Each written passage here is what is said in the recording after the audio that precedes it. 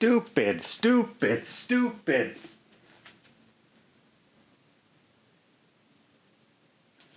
What were they thinking? I can't understand what they're thinking.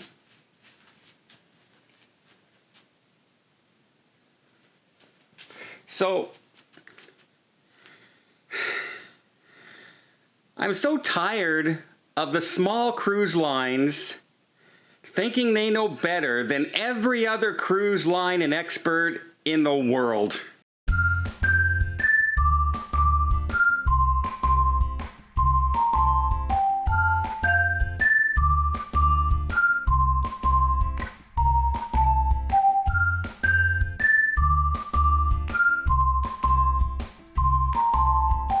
So you probably saw the big announcement that Seadream was going to be the first cruise ship to sail out into the Caribbean, and it was going to home port in Barbados. It was going to allow international travelers, and they were touting it as a watershed moment. Here we go, we're back in the Caribbean, everybody. Everything's looking good, and we've got some testing. We do testing on board. We do testing so well, in fact, that we don't think our crew members or our passengers need to wear masks when they're on board. That's right. That's right. We encourage them to social distance, but those mask things, don't worry about it. You know, come on and enjoy your ultra luxury cruise on our yacht club type atmosphere.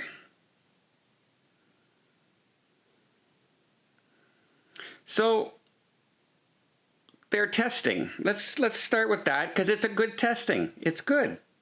You have to produce a test before you arrive at the terminal. Then you know, a certain amount of days, I think it's between 3 and 5 days, and then you have to be tested again at the terminal before getting on board. And then they were going to test everybody halfway through the cruise again, as per the restrictions that Barbados has put on them to have that as their home port. So this sounds like a great idea, but when people started posting shots of all the people and all the bloggers and all the, you know, industry people who are, you know, travel agents and everything got on board for this cruise, the inaugural cruise of the Caribbean, everyone's excited to say, hey, look, here's what we're doing. The very first thing you see is them taking pictures and the crew's not wearing masks, and none of the passengers are wearing masks except for the, you know, hats off to the Points guy. I saw him wearing masks, at least for his photos. For the Points guy blog reporter. So good job there. But everyone immediately saw and said, hey, why aren't they wearing masks? I mean, that's going to be a standard policy with CLIA and the restart here in the United States. You're going to have to wear a mask at least until things get more under control. But they said their testing is good enough. Well, guess what? It seems it wasn't good enough. Because your inaugural cruise, the very first cruise you have going to the Caribbean, is now turning around and heading back to port with passengers all locked back up in their cabins because a passenger tested positive. And that passenger tested positive before they even got to the test on board. They started feeling ill and went for a test and turned positive, and the captain announced. Now, Seadream did change their mask policy. I think they saw that we had Cruise Law News, Cruise Critic, The Points Guy, we had Cruise Radio, and every other blogger I can mention out there who saw these pictures and said, hey, where's the masks? Why are you not wearing masks? And they said, we don't think it's necessary. But they ended up changing that policy partway into the cruise, but it's a day late and $1 short. Because the very next day, before you even started to test the other passengers, is when this passenger tested positive and you had to turn your cruise around. And I know that this is a luxury cruise. It's an expensive cruise. People tend to be a lot more well off who take this cruise on the Seadream. However, the virus doesn't check your bank account before getting on board. And so they felt confident because they said, we were running our ship during the summer and we didn't have any issues. Because we all know the cases of the virus in the summer are exactly what they are here now around the world, right? We know the numbers are exactly the same. It hasn't even gone up. So here's our examples. We had Norway open up. They didn't follow their own protocols and they spread COVID up and down the coast in Norway. We have 2 Swiss cruise liners who tell everybody to take off your masks. We're not even testing anybody when you get on board. Take off your mask and yodel and sing and dance all in this little space on a river cruise and spread it to every passenger on the ship. And now we have the very first glimpse of hope here on our side of the ocean, a cruise ship sailing to the Caribbean, and they decide to have a no mask policy.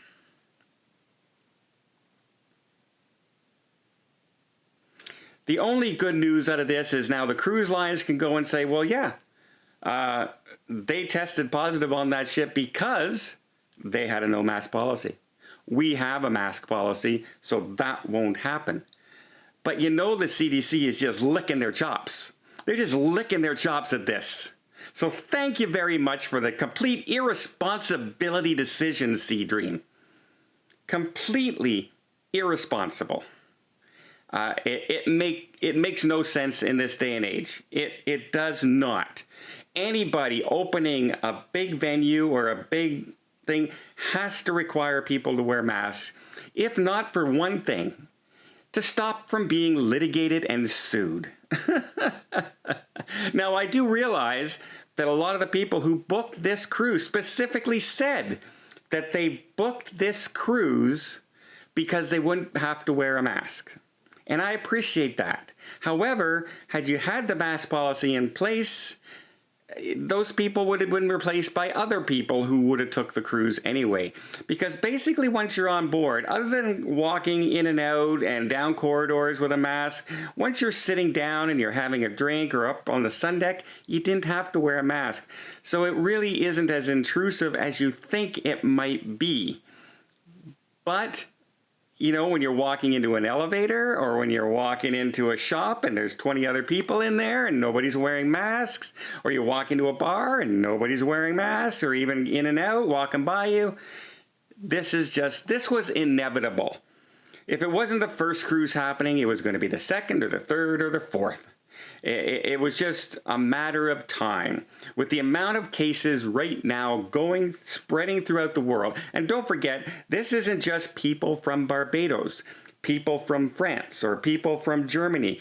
This is an international cruise. Anybody was able to sign up, travel to Barbados, and get on the plane, and get on a ship. So you have travelers from around the world with all different health protocols and restrictions.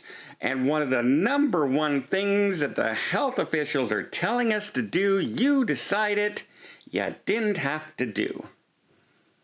Absolutely brilliant. And let's just picture this down the road, guys.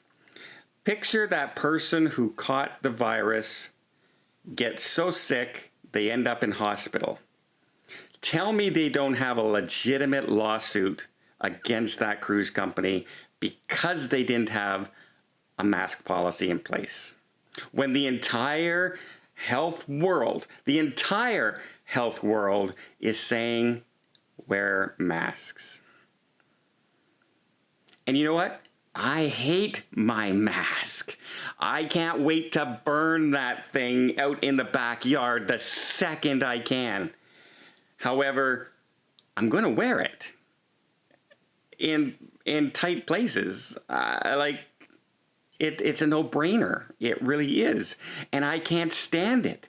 But to have an industry that's on the verge of bankruptcy because there's so many restrictions and trying to get started and people are losing jobs left and right out there, we had this cruise company who decided the very first cruise to the Caribbean would be no mask.